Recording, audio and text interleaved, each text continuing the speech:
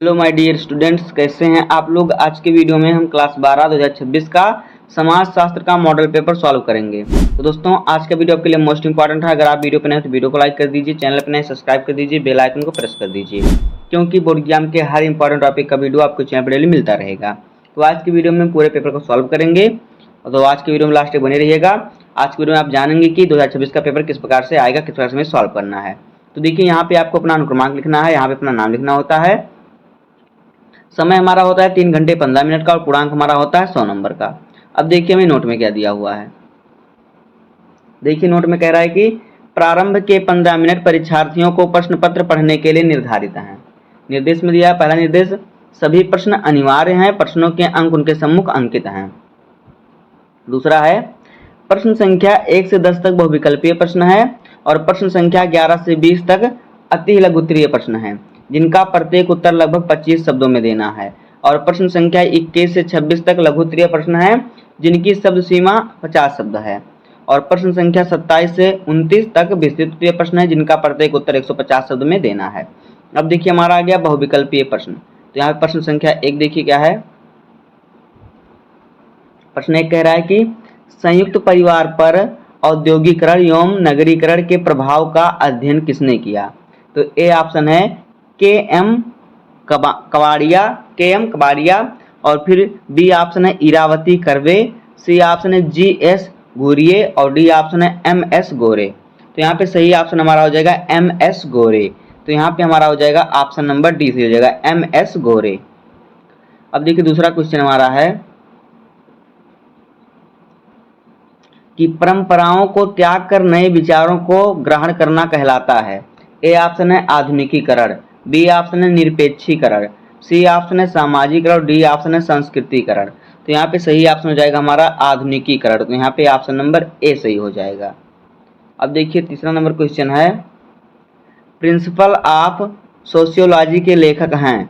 A option है Herbert Spencer, B option है ऑर्गबर्न, C option है दुख्रीम और डी ऑप्शन है मैकाइबर एवं पेज। तो यहाँ पे सही ऑप्शन हमारा हो जाएगा हर्बर्ट स्पेंसर। तो यहाँ पे ऑप्शन नंबर ए सही हो जाएगा। अब देखिए 4 नंबर क्वेश्चन है कि पंचायतों में महिलाओं के लिए कुल कितना आरक्षण निर्धारित है। ए ऑप्शन है 33%, बी ऑप्शन है 30%, सी ऑप्शन है 45% और डी ऑप्शन है 50%। तो यहाँ पे सही ऑप्शन हमारा हो जाएगा 33%। तो यहाँ पे ऑप्शन नंबर ए सही हो जाएगा। अब देखिए 5वां क्वेश्चन है, फूट लूज लेबर की संकल्पना किसने दी। ए ऑप्शन है ब्रेमन ने और बी ऑप्शन डार्विन ने, सी ऑप्शन है गॉर्विन ने और डी ऑप्शन है ऑस्टिन ने। तो यहाँ पे सही ऑप्शन हमारा हो जाएगा ब्रेमन ने। तो यहाँ पे ऑप्शन नंबर ए सही हो जाएगा। अब देखिए 6 नंबर क्वेश्चन क्या है। 6 नंबर क्वेश्चन है कि हरित क्रांति का मुख्य कारक है। ए ऑप्शन है उपजाऊ भूमि, बी ऑप्शन है वर्षा, सी ऑप्शन है शिक्षा और डी ऑप्शन है रासायनिक खाद और बीज। तो यहाँ पे सही ऑप्शन हमारा हो जाएगा रासायनिक खाद और बीज। तो यहाँ पे ऑप्शन नंबर डी सही हो जाएगा। अब देखिए 7 नंबर क्वेश्चन है कि भारत में सर्वाधिक जनसंख्या की जीविका का आधार क्षेत्र है। ए ऑप्शन है कृषि, बी ऑप्शन है उद्योग, सी ऑप्शन है सेवा और डी ऑप्शन है खेलकूद। तो यहाँ पे हमारा सही ऑप्शन हो जाएगा कृषि। तो यहाँ पे ऑप्शन नंबर ए सही हो जाएगा। आगे देखिए 8 नंबर क्वेश्चन है कि भारत में इंटरनेट सेवाओं की शुरुआत में किस वर्ष हुई थी। भारत में इंटरनेट सेवा का शुरुआत किस वर्ष हुआ था। तो ए ऑप्शन है वर्ष 1995, बी ऑप्शन है वर्ष 1998, सी ऑप्शन है वर्ष 1988 और डी ऑप्शन है वर्ष 2000 में। तो देखिए भारत में इंटरनेट सेवा का शुरुआत जो हुआ था 1995 में हुआ था। तो यहाँ पे ऑप्शन नंबर ए सही हो जाएगा, वर्ष 1995 में। 9 नंबर क्वेश्चन है, टाइपराइटर मशीन का आविष्कार किसने किया। ए ऑप्शन है जोहान गुटनबर्ग, बी ऑप्शन है एडम बिक्र और सी ऑप्शन है सेंटोस गुआरेओ और फिर डी ऑप्शन है रॉस विल्सन। तो यहाँ पे सही ऑप्शन हमारा हो जाएगा, यहाँ पे हमारा जो सही ऑप्शन हो जाएगा 9 नंबर का जो सही क्वेश्चन का हमारा जो आंसर हो जाएगा वो हो जाएगा हमारा, देखिए इन चारों में से कोई सही नहीं है। जो टाइपराइटर मशीन का आविष्कार किया था तो किसने किया था, उसे क्रिस्टोफर लैथम सोल्स ने किया था। किसने, यहाँ पे देखिए इसको लिखते हैं इसको किया था, किसने इसका आविष्कार किया था? देखिए क्रिस्टोफर लैथम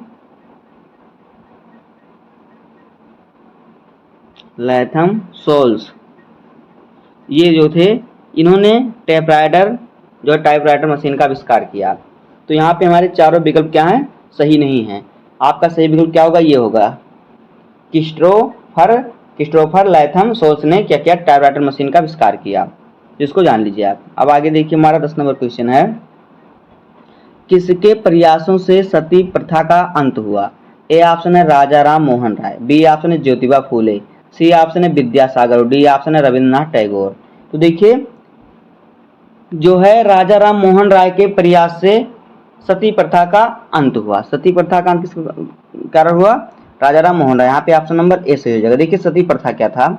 सती प्रथा था कि जब किसी स्त्री का हस्बैंड जो है मर जाता, कोई पुरुष मर जाता था, तो उसकी स्त्री को उसके साथ जिंदा ही उसके चिता में जला दिया जाता था, यानी उस स्त्री को भी उसके पति के साथ सती कर दिया जाता था। तो ये था पति सता। तो इसका विरोध राजा राम मोहन राय ने किया, उसका अंत किया। अब आगे देखिए, अब हमारा आ गया अति लघुत्तरीय प्रश्न। तो यहाँ पे प्रश्न संख्या 11 देखिए क्या है। कह रहा है कि ब्रिटिश औद्योगिकरण के कारण भारत में औद्योगिक क्षरण हुआ, समझाइए। देखिए उत्तर, ब्रिटिश औद्योगिकरण के कारण भारत में कुल क्षेत्रों में औद्योगिक क्षरण क्या हुआ? औद्योगिक क्षरण हुआ। भारत में कुछ पुराने परंपरात्मक नगरीय केंद्रों का भी पतन हो गया। जिस तरह ब्रिटेन में उत्पादन व निर्माण से चढ़ाव आया, उसके विपरीत भारत में गिरावट आई। परंपरागत ढंग से होने वाले रेशम और कपास का उत्पादन और निर्यात मैनचेस्टर प्रतियोगिता में गिरता गया। भारत के अधीन नगरों जैसे कि सूरत और मसूलीपट्टनम, जहां से व्यापार हुआ करता था, इसमें क्या गिरावट आ गई। अब देखिए अगला क्वेश्चन है 12 नंबर क्वेश्चन, कि उपनिवेशवाद के दौरान अंग्रेजी शिक्षा का भारतीयों पर क्या प्रभाव पड़ा? तो उत्तर देखिए, उपनिवेशवाद के दौरान अंग्रेजी शिक्षा से एक नए मध्य वर्ग का जन्म हुआ।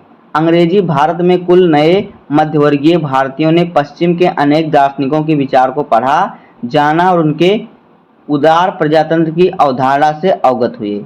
इन भारतीयों ने भारत को उदारता और प्रगतिशीलता के एक नए रास्ते पर लाने का सपना देखा। अब देखिए 13 नंबर क्वेश्चन है, वन पंचायत पर संक्षिप्त टिप्पणी लिखिए। तो देखिए, उत्तराखंड में अधिकांश कार्य महिलाएं करती हैं, क्योंकि पुरुष प्रायः रक्षा सेवाओं के लिए बाहर नियुक्त होते हैं। खाना बनाने के लिए अधिकांश ग्रामीण लड़कियों का प्रयोग करते हैं। हालांकि वनों का कटाव पर्वतीय क्षेत्रों की एक बड़ी समस्या है। कभी कभी पशुओं का चारा और लकड़ी एकत्रित करने के लिए औरतों को मीलों पैदल चलना पड़ता है। इस समस्या के समाधान के लिए औरतों ने वन पंचायत की स्थापना की। चिपको आंदोलन, जिसमें कि पेड़ों को कटने से बचाने के लिए औरतें उनसे चिपक जाती थी, इस क्षेत्र में ही प्रारंभ किया गया था, जो चिपको आंदोलन था। अब देखिए अगला क्वेश्चन क्या है। अगला क्वेश्चन है कि कृषक समाज की 3 विशेषताएं बताइए। तो देखिए उत्तर, रॉबर्ट रेडफील्ड के अनुसार कृषक समाज की 3 प्रमुख विशेषताएं निम्नलिखित हैं। नंबर 1, कृषक समाज सदस्य अपना जीवन यापन भूमि को जोतकर एवं उस पर नियंत्रण रखकर करता है, यानी भूमि को जोतकर वहां पे बीज बोकर उसका देखभाल करके करता है। दूसरा इसकी विशेषता है, कृषक समाज एवं अविभेदीकृत एवं स्तरीकृत समुदाय है। नार्थिक आधार पर कृषक समाज अन्य समाज से विभिन्नता के लिए होता है, क्या तो उनसे अलग होता है, भिन्नता लिए हुए होता है। अब देखिए 15 नंबर क्वेश्चन है कि अनुबंधित कार्य से आप क्या समझते हैं। तो उत्तर देखिए, विभिन्न कंपनियों में कुछ कामगार चाहते हैं कि उनका काम उनके बच्चों को दे दिया जाए। कुछ कंपनियों में बदली कामगार भी होते हैं, जो कि छुट्टी पर गए हुए मजदूरों के स्थान पर काम करते हैं। उनके अनेक बदली कामगार एक ही कंपनी में बहुत लंबे समय से काम कर रहे होते हैं, किंतु उन्हें सबके समान अस्थायी पद और सुरक्षा नहीं दी जाती। इसे संगठित क्षेत्र में अनुबंधित कार्य कहते हैं। अब देखिए आ गया 16 नंबर क्वेश्चन। तो 16 नंबर क्वेश्चन है, सामाजिक परिवर्तन को स्पष्ट कीजिए। देखिए उत्तर, सामाजिक परिवर्तन एक सामान्य अवधारणा है जिसका प्रयोग किसी भी परिवर्तन के लिए किया जा सकता है जो अन्य अवधारणा द्वारा परिभाषित नहीं किया जा सकता, जैसे आर्थिक और राजनीतिक परिवर्तन। किंग्सले डेविस के अनुसार सामाजिक परिवर्तन केवल वही ही परिवर्तन समझे जाते हैं जो कि सामाजिक संगठन अर्थात कि समाज के ढांचे और कार्य में घटित होते हैं। अब देखिए 17 नंबर क्वेश्चन है कि स्वतंत्र भारत में देश के प्रथम प्रधानमंत्री जवाहरलाल नेहरू ने मीडिया से लोकतंत्र के पहरेदार की भूमिका निभाने का कार्य क्यों कहा? तो उत्तर देखिए, स्वतंत्र भारत में देश के प्रथम प्रधानमंत्री जवाहरलाल नेहरू ने मीडिया से लोकतंत्र के पहरेदार की भूमिका निभाने के लिए कहा। मीडिया से यह आशा की गई कि वह लोगों के हृदय में आत्मनिर्भरता और राष्ट्रीय विकास की भावना भरे। सरकार का फिल्म प्रभाग समाचार, फिल्में और वृत्तचित्र प्रस्तुत करता था। इन्हें सभी सिनेमाघरों में फिल्म प्रारंभ करने से पहले दिखाया जाता था ताकि दर्शकों को सरकार द्वारा चलाई जा रही विकास प्रक्रिया के बारे में जानकारी मिल सके। अब देखिए 18 नंबर क्वेश्चन क्या है। अगला क्वेश्चन है कि सामाजिक आंदोलन को परिभाषित कीजिए। उत्तर देखिए, ब्लूमर के अनुसार सामाजिक आंदोलन को जीवन की एक नई प्रणाली स्थापित करने के लिए सामूहिक प्रयास कहा जा सकता है। हार्टन एवं हंट के अनुसार सामाजिक आंदोलन समाज या उसके सदस्यों में परिवर्तन लाने या विरोध करने का एक सामूहिक प्रयास है। देखिए 19 नंबर क्वेश्चन क्या है। 19 नंबर क्वेश्चन है कि अनुसूचित जनजातियों और अनुसूचित जातियां शब्द अस्तित्व में कैसे आए? तो देखिए उत्तर, औपनिवेशिक काल के अंतिम दौर में प्रशासन ने पदलित जातियों, जिन्हें उन दिनों दलित वर्ग कहा जाता था, के कल्याण में रुचि ली। इन प्रयासों के तहत ही 1935 का भारत सरकार अधिनियम पारित किया गया, जिसने राज्य द्वारा विशेष व्यवहार के लिए निर्धारित जातियों और जनजातियों की सूचियां या अनुसूचित का वैध मान्यता प्रदान की। इस प्रकार अनुसूचित जनजातियां और अनुसूचित जातियां शब्द अस्तित्व में आए। अब देखिए 20 नंबर क्वेश्चन। 20 नंबर क्वेश्चन है कि 1911 से 1921 के बीच भारत में संवृद्धि की दर के नकारात्मक रहने का क्या कारण है? देखिए उत्तर, सन 1911 से 1921 के बीच संवृद्धि की दर नकारात्मक यानी कि ऋणात्मक रूप से 0.03% रही। इसका कारण 1918 से 19 के दौरान इन्फ्लुएंजा महामारी का भीषण तांडव था, जिसने लगभग 1.25 करोड़ लोगों 1.25 करोड़ यानी कि 1,25,00,000 लोगों की यानी कि देश की कुल जनसंख्या का 5% अंश मौत के मुंह में ढकेल दिया। अब देखिए हमारा आ गया लघु उत्तरीय प्रश्न। तो लघु उत्तरीय प्रश्न हमारा हर प्रश्न 6 नंबर का है। तो यहाँ पे 21 नंबर प्रश्न है कि राष्ट्रीय योजना समिति का गठन कब किया गया? इस समिति के विचाराधीन क्षेत्र कौन से हैं? तो उत्तर देखिए, राष्ट्रीय योजना समिति नेशनल प्लानिंग कमेटी का गठन सन 1938 में किया गया। इस समिति के अध्यक्ष जवाहरलाल नेहरू और संपादक के.टी. शाह थे। इस समिति का गठन भारतीय राष्ट्रीय कांग्रेस द्वारा किया गया था। सन 1939 से समिति ने अपना कार्य प्रारंभ किया, लेकिन यह ज़्यादा आगे नहीं बढ़ पाई, क्योंकि इसके अध्यक्ष नेहरू को ब्रिटिश सरकार ने गिरफ्तार कर लिया और बाद में विश्व युद्ध भी छिड़ गया। समिति का वह विचाराधीन क्षेत्र निम्नलिखित थे। देखिए कौन कौन से 6 विचाराधीन क्षेत्र थे। नंबर 1 है कृषि उत्पादन एवं अन्य प्राथमिक साधन। दूसरा है उद्योग और उत्पादन के द्वितीय साधन था। मानवीय कारक श्रम व आबादी, वित्त और विनिमय, सार्वजनिक उपयोगिता और आवागमन का और संचार, सामाजिक सेवा, स्वास्थ्य और आवास। सन 1948 से 49 में अनेक प्रतिवेदन प्रकाशित हुए। मार्च 1950 में भारत सरकार के प्रस्ताव पर योजना आयोग का गठन हुआ, जो आयोग के क्रियाकलापों के लिए प्रमुख बिंदुओं को परिभाषित करता है। अब देखिए हमारा 22 नंबर क्वेश्चन क्या है। देखिए कह रहा है कि सामाजिक परिवर्तन से क्या आशय है, विवेचना कीजिए। उत्तर देखिए, सांस्कृतिक परिवर्तन संस्कृति के विभिन्न अंगों में होने वाला परिवर्तन है। सांस्कृतिक परिवर्तन प्रसार तथा वैज्ञानिक आविष्कारों से आता है। इसका संबंध मानव द्वारा उत्पादित भौतिक और अभौतिक वस्तुओं से है। सांस्कृतिक परिवर्तन से संबंधित प्रमुख तथ्य निम्नलिखित है। नंबर 1, सांस्कृतिक परिवर्तन संस्कृति के विभिन्न पक्षों में परिवर्तन से संबंधित है। दूसरा है सांस्कृतिक परिवर्तन सामाजिक परिवर्तन की प्रक्रिया की उपज है। तीसरा है सामाजिक परिवर्तन प्रमुख रूप से नए आविष्कारों और सांस्कृतिक विशेषताओं के प्रसार से उत्पन्न होता है। अब देखिए 4 नंबर है, चौथा नंबर, कि अभौतिक संस्कृति के विभिन्न अंगों जैसे धर्म, नैतिकता, प्रथाओं, परंपराओं और सांस्कृतिक मूल्यों में परिवर्तन धीमी गति से आते हैं। पांचवा है सांस्कृतिक परिवर्तन सामाजिक परिवर्तन के अंदर ही एक विशेष रूप ग्रहण करता है।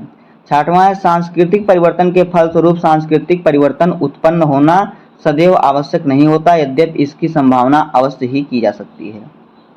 अब देखिए 23 नंबर क्वेश्चन हमारा है कि प्रजातंत्र में दबाव समूह की क्या भूमिका है, विवेचना कीजिए। दबाव समूह की विवेचना कीजिए। तो देखिए उत्तर, जब कोई संगठन अपने सदस्यों के हितों की पूर्ति के लिए राजनीतिक सत्ता को प्रभावित करता है और उनकी पूर्ति के लिए दबाव डालता है तो उस संगठन को ही हित समूह संगठन या दबाव समूह कहा जाता है। हित समूह के संबंध में कुछ महत्वपूर्ण तथ्य निम्न प्रकार है। नंबर 1, हित समूहों का गठन राजनीतिक के क्षेत्र में कुछ विशेष हितों की पूर्ति के लिए किया जाता है। ये हित समूह सरकार पर अपना दबाव कायम करते हैं। दूसरा है, यदि कुछ समूहों को ऐसा प्रतीत होता है कि उनके हित का ध्यान नहीं रखा जा रहा है तो वह कोई वैकल्पिक पार्टी बना लेते हैं। तीसरा है, लोकतंत्र लोगों के लिए तथा लोगों के द्वारा निर्मित शासन प्रणाली है। इस प्रणाली के अंतर्गत विभिन्न हित समूहों की सरकार की कार्य प्रणाली के बारे में जानकारी दी जाती है।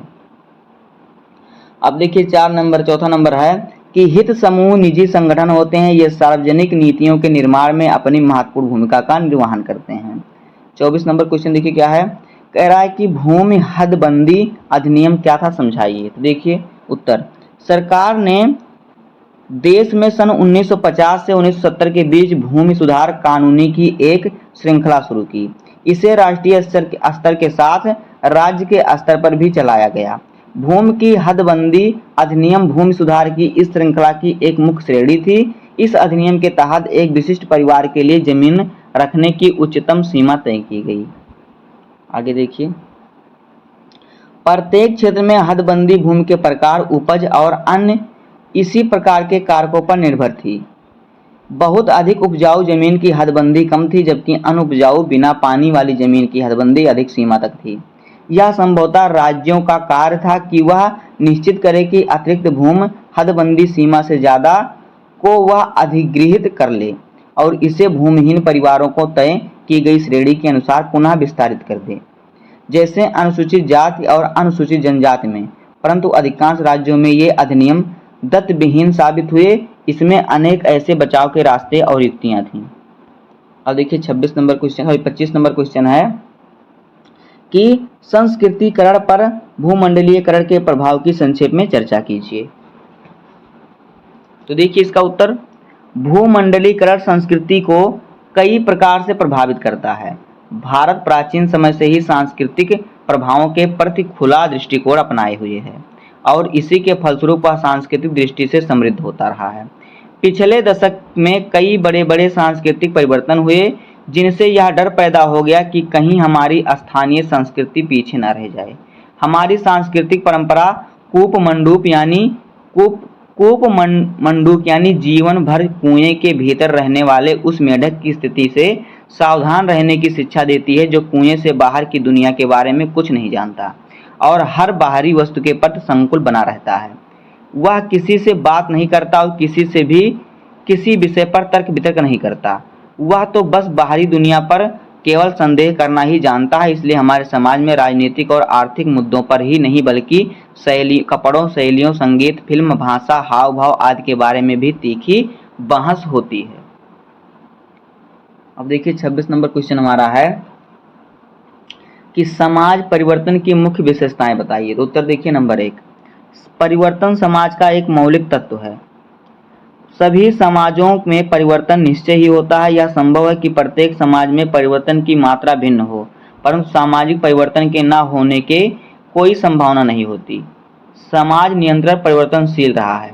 दूसरा, सामाजिक परिवर्तन की प्रक्रिया सार्वभौमिक है। संसार के सभी देशों में सामाजिक परिवर्तन होता है। यह परिवर्तन सभी कालों में होता आया है।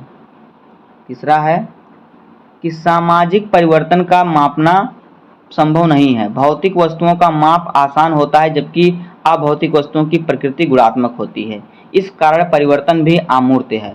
ताप अमूर्त तथ्यों का मापन संभव नहीं है। चौथा है, सामाजिक परिवर्तन अनिश्चित होता है। परिवर्तन का समय, परिवर्तन की दिशा व परिवर्तन के परिणाम सभी कुछ अनिश्चित होते हैं। इस संबंध में किसी प्रकार की भविष्यवाणी नहीं की जा सकती। अब देखिए पांचवा नंबर है कि परिवर्तन के जो है कारण, परिवर्तन की गति में भिन्नता होती है। कुछ समाजों में परिवर्तन तीव्र होता है तो कहीं पर मंद होता है, यानी कहीं पर तेज होता है, कहीं पर मध्यम होता है, धीरे होता है। समाज में होने वाले परिवर्तन की गति उस समाज के मूल्यों तथा मान्यताओं पर निर्भर करती है। छठवां है, सामाजिक परिवर्तन एक व्यक्तिगत परिवर्तन न होकर एक सामुदायिक परिवर्तन को दर्शाता है, यानी वहाँ का पूरा समाज ही, पूरा माहौल ही, पूरा गांव, जितना एरिया पूरा उस मोहल्ले में ढल जाता है। अब देखिए हमारा आ गया विस्तृत उत्तरीय प्रश्न। तो यहाँ पे जो है आपका हर प्रश्न 8 नंबर का है। तो 27 नंबर क्वेश्चन है कि भारत में प्रमुख समाज सुधार आंदोलन का वर्णन कीजिए। क्वेश्चन कितने नंबर का? 8 नंबर का है। अथवा करके दिया है कि टेलीविजन के माध्यम से होने वाले परिवर्तन की रूपरेखा पर प्रकाश डालिए। तो इन दोनों में से सिर्फ आपको एक ही क्वेश्चन सॉल्व करना है। उसके बाद 28 नंबर क्वेश्चन है कि भारत में स्वतंत्रता के प्रारंभिक वर्षों में औद्योगिकरण का वर्णन कीजिए। 1982 में मुंबई टेक्सटाइल मिल की प्रसिद्ध हड़ताल का संक्षिप्त में वर्णन कीजिए। अथवा ग्रामीण भारत में सामाजिक परिवर्तन पर एक निबंध लिखिए।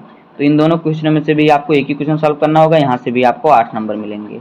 अब देखिए 29 नंबर क्वेश्चन है कि पंचायती राज व्यवस्था द्वारा ग्रामीण समाज में उत्पन्न परिवर्तनों का वर्णन कीजिए। अथवा संस्कृतिकरण पर एक आलोचनात्मक लेख लिखें।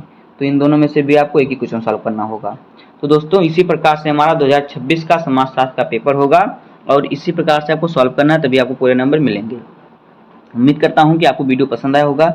अगर आपको वीडियो पसंद आए तो वीडियो को लाइक कर दीजिए, चैनल पर नए सब्सक्राइब कर दीजिए, बेल आइकन को प्रेस कर दीजिए, क्योंकि बोर्ड एग्जाम के हर इंपॉर्टेंट टॉपिक का वीडियो आपको इस चैनल पर डेली मिलता रहेगा। तो मिलते हैं किसी नेक्स्ट वीडियो में, तब तक के लिए धन्यवाद। जय हिंद।